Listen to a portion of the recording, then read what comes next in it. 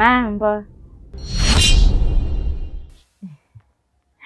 Maskini mzee wa watu amemwacha peke yake humo ndani asubuhi yote hii.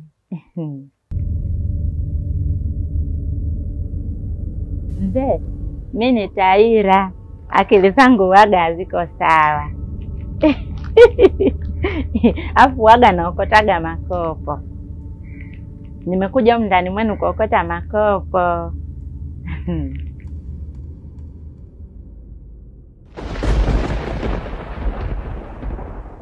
Lakini mzee wa watu sijui ni bubu, sijui ni kiziwi, maana muda wote namwongelesha hata anijibu. Usikute huyo mzee bubu huyo. Ngoja niende zangu kule nyuma nizunguke nikatafute makopo.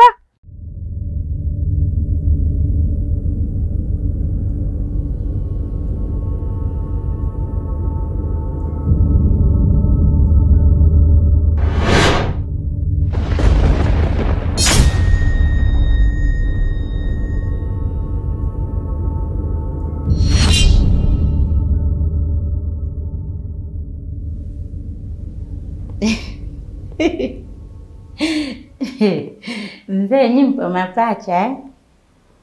Manake kule nje nimemwona mtu kama wewe. Naingia humu ndani namkuta mtu kama nilomwona kule nje.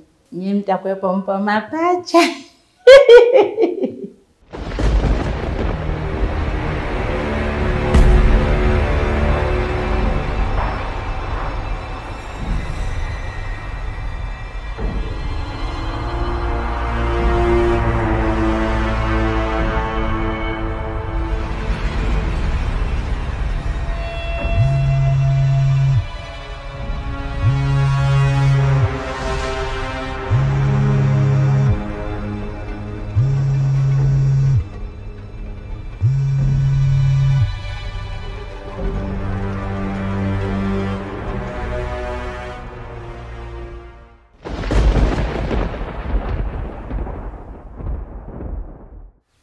Wewe.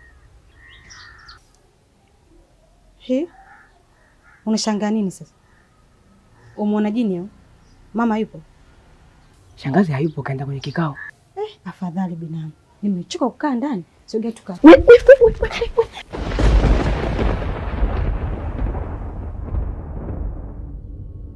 Kiongozi, umeniita? Ndio nimekuita Kasongo. Elezi yangu hapa ina vibrate. Hii ni kumaanisha kwamba yule mwalimu ambaye tulikuwa tukimtafuta siku zote basi kaonekana. Sasa basi, dhamira mimi kukuita hapa haraka haraka ili nikuagize wewe uende ukaifanye hii kazi. Maana wewe ndo nimekuona mtu ambaye unaweza kupatikana kwa haraka. Nilitaka nimtume Doli, lakini Doli kuna pahala kaenda. Nikisema nimngojee mpaka akafike hapa, kisha nimwagiza kaifanye hiyo kazi, muda utakuwa umeenda. Na kuna uwezekano mkubwa mwalimu tukamkosa. Kwa hivyo basi, nikataka ukifika nikuagize uende haraka iwezekanavyo.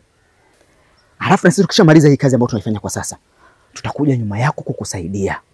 Umenielewa Kasongo? Nitatoboa kwa kiongozi.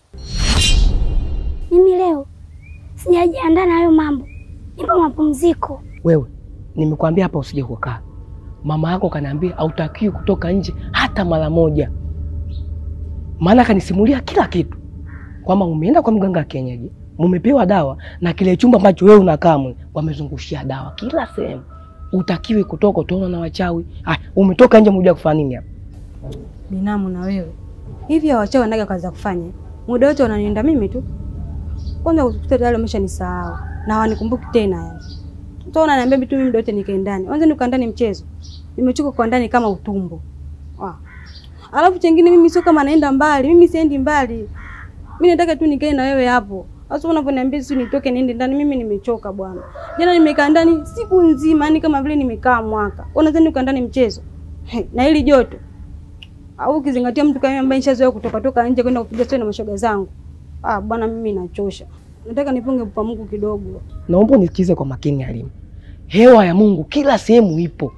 Nenda ndani, nitampigia simu mama yako sasa hivi. Usiletee matatizo. Ushaanza. Bwana mimi nakuja. Wewe nitakuzibua. Kasongo, hilo nalijua. Na ndio maana nimekuambieje, wewe nenda. Kama kitatokea chochote, sisi tutakuwa nyuma yako kwa ajili ya kukusaidia. Umenielewa? Shika haraka hii ilizi. Najua utaleta kipengele kingine cha kwamba upajui. Lakini ukishachukua hii hirizi yangu, itakuongoza mpaka sehemu anapopatikana huyo madam. Fanya hivyo sasa hivi, haraka haraka Kasongo. Unaona ninavyofanya kazi eh?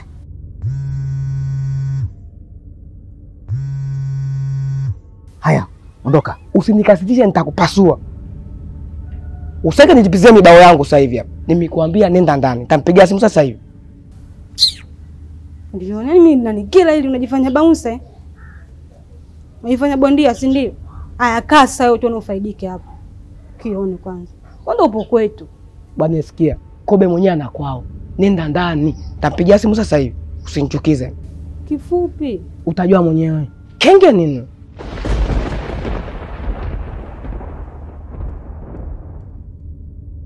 Mtu mbea kama nini? Ushaambiwa usitoke nje, watakuona wachawi.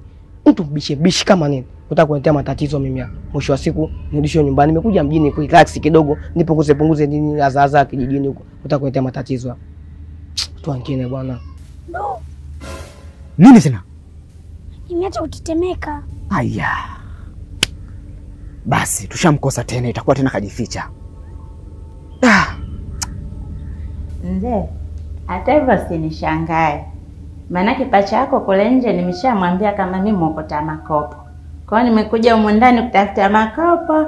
Ngoja niendelee na kazi yangu. Wewe.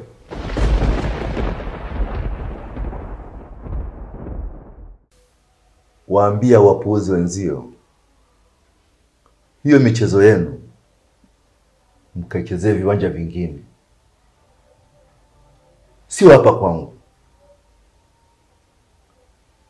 Halafu na mjukuu wangu ninataka mumrudishe leo kabla hajafika saa 1 jioni.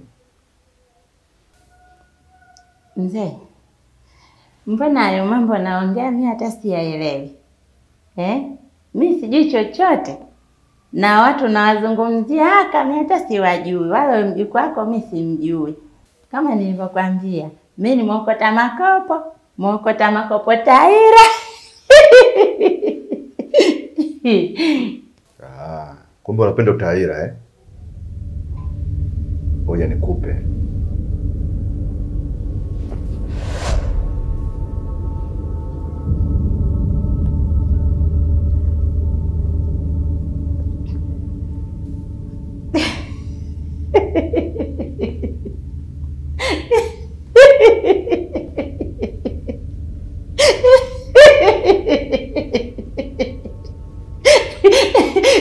Mzee bwana, bai naenda kuoga.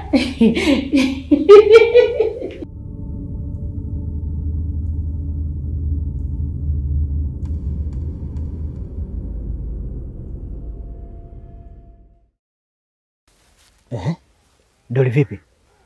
Umefanikisha?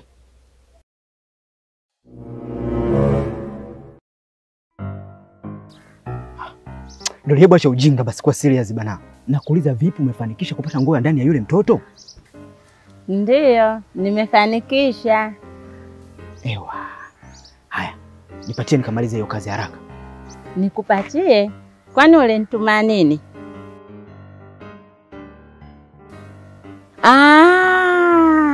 Nimekumbuka.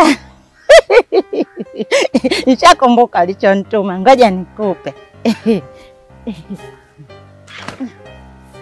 Nataka nikupe.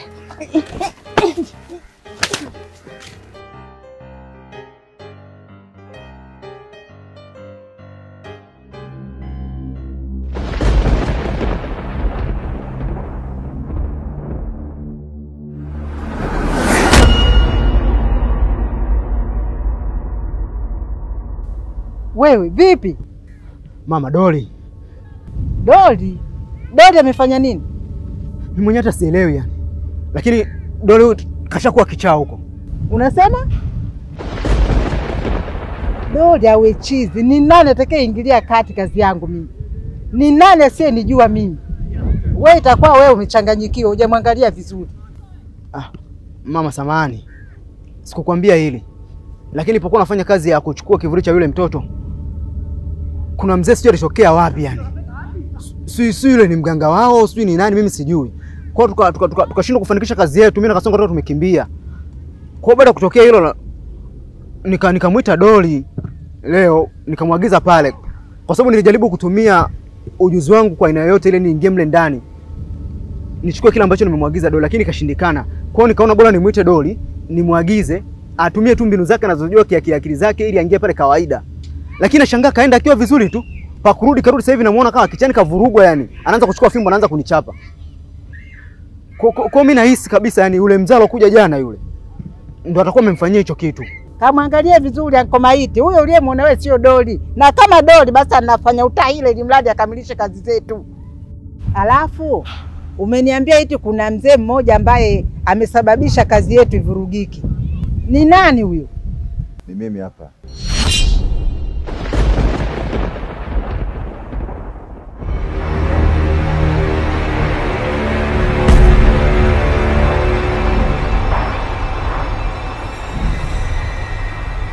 Wewe ni nani? Na unasubutu vipi kuingilia kazi zangu? Unanijua mimi? Usiniulize mimi ni nani. Mimi ndo nikuulize wewe ni nani. Kwa sababu wewe umenichokoza. Unaingilia familia yangu. Na sasa unataka kumchukua mjukuu wangu. Kumfanya msukule. Oh. Sasa hata kama unafuatilia habari zangu, unanifuatilia kila ninapokanyaga, huwezi ukabadilisha jambo lolote. Hakibadiliki kitu chochote na kuhakikishia.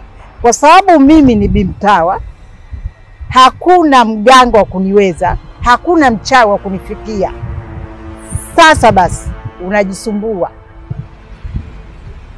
Labda nikusaidie kitu kimoja bwana mdogo. Naomba upotee sasa hivi mbele ya macho yangu nisikuone.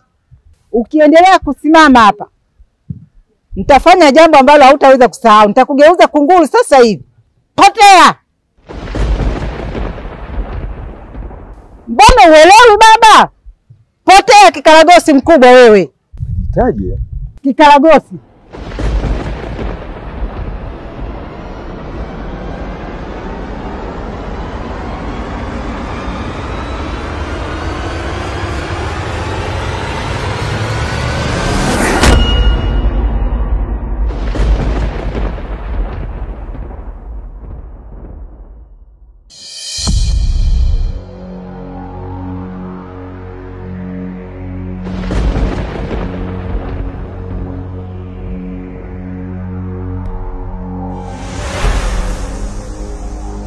Sasa ni zamu yako.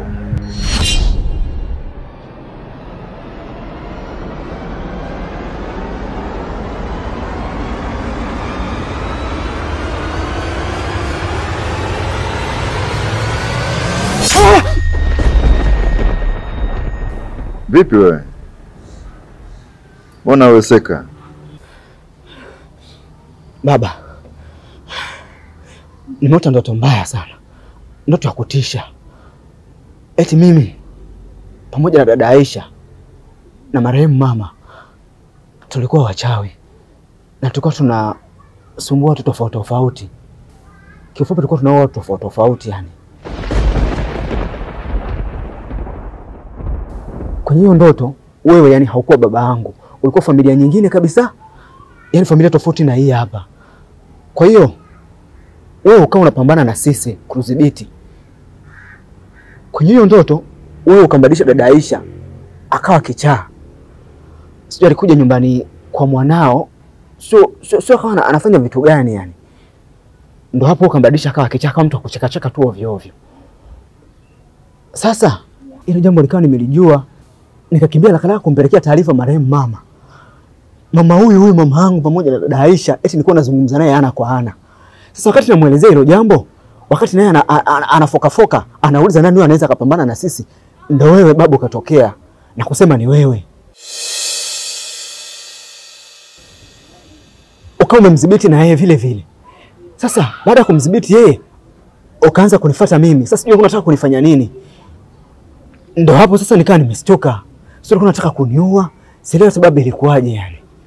Na najaribu kufikiria babangu, hii ndoto sijui ina maana gani? Kwa sababu ulikuwa na nguvu za ajabu na ulikuwa unapambana kusaidia watu. Sikia mwanangu. hizo ndoto za mchana tu, zisikutishe. Afu usisahau nilikwambia ndoto ziko za aina hizi 2. Ndoto ya kwanza ni ndoto ya kishetani. Ndoto ya pili ndoto ya Mungu. Sasa hiyo uliota wewe ni kishetani. Lakini pia nilikushauri kitu kwamba unapoenda kulala wewe unaomba dua kwanza. Ukiomba dua maana yake nini? Unakuwa umejikabidhi kwenye mikono au kwenye ulinzi wa Mungu. Na hii inakufanya wewe usiote ndoto za kishetani tena. Lakini ukilala kama gunia tu limetupwa pale, lazima vikuje vitu vichafu kama hizo ndoto zote. Sasa jitahidi sana kufanya dua kila unapoenda kulala. Lakini pia hiyo ndoto huenda ikawa kama kengele ya kukuamsha, kwa sababu hata muda wa ibada umekaribia. Hivyo basi unaweza kwenda kujiandaa twende msikitini.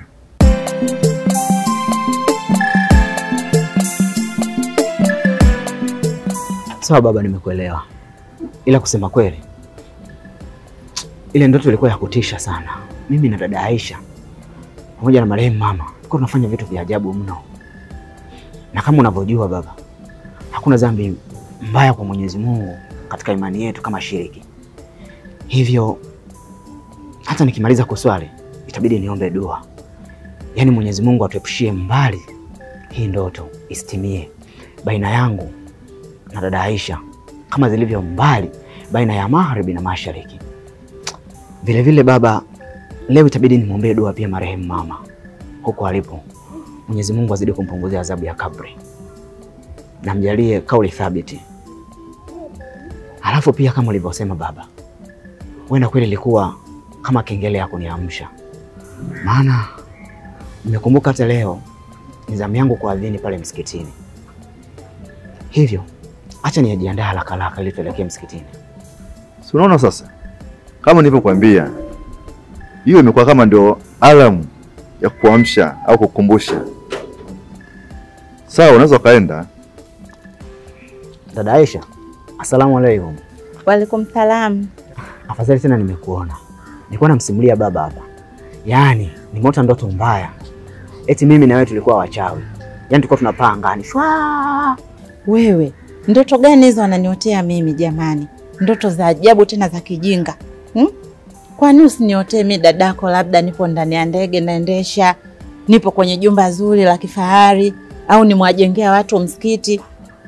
Ungeniotea ndoto kama hizo. Saona mimi ndoto gani unaniotea? Tuna si bora mimi. Nilikuwa tu mchawi wa kawaida. Yaani ulikuwa mchawi taila. Yaani kwa nacheka tu ovyo ovyo.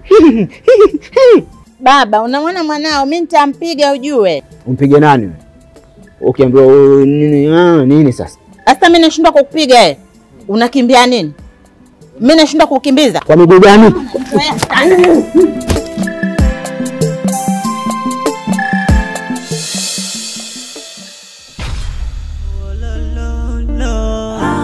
Uncle.